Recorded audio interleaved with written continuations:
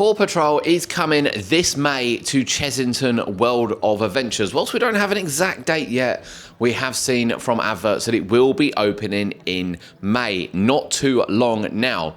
All the rides are in, and of course, first of all, we're going to look at this slide. And the reason why we're going to pause here is that we thought that slide looks really tall, but actually it's going to be boarded halfway up. It's not going to be boarded at the top. And as you can see from the back here, this is the staircase and this is the location you'll get onto the slide. The area just looks amazing, and we can see the train is on the track for Chase's Coaster. We can also see there are wear marks as well on the track. So we do know it's been testing. We haven't seen any of the rides testing yet. As we have a look at the main entrance area, we kind of guessed this is where the entrance was going to be quite early on, set well away from Rattlesnake. Whilst people thought it would be opposite Rattlesnake, we never thought that would be the case. And quite honestly, as you look into the area, it does look nearly finished, to be fair, bar a couple of bits.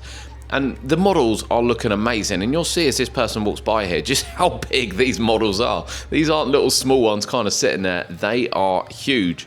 As we look over to the gift shop and, of course, the UK's first drift ride. Yes, we do have one. A lot of people have said it, like Hydra's Challenge, but Hydra's Challenge is actually a water ride. It's on water.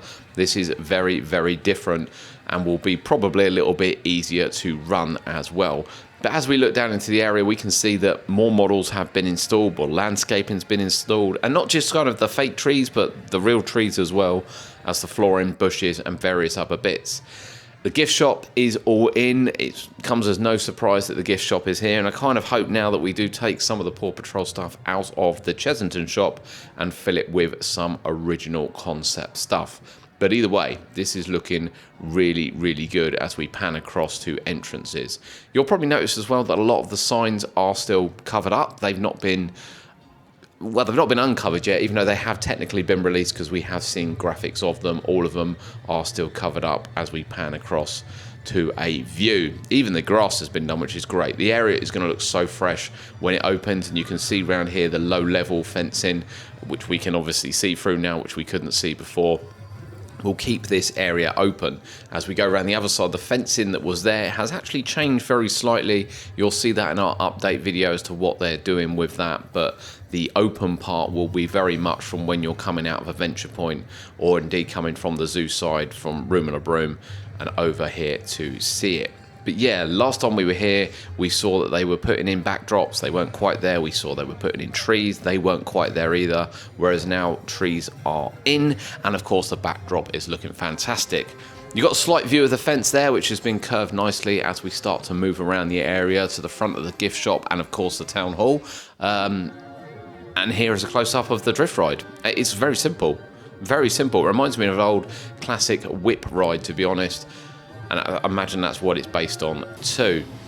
We can see some boards, some cue boards. We can see what looks like a game stall is going to be in the middle as well. You know, everything is going to be self-included in this area. I do want to know whether or not it's got toilets in here. That information isn't quite released yet. However, I have a feeling that there probably will be as we look down towards Chase and some of the other little models.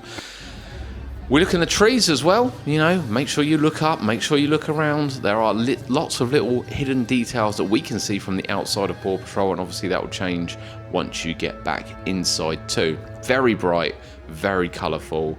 It is going to be a massive hit. And I love the fact we got the roadway in too. Very much reminds me actually of Beano Land. That's how they did that one. And it just looks like you're walking into a cartoon. This is going to be a huge area for Chessington.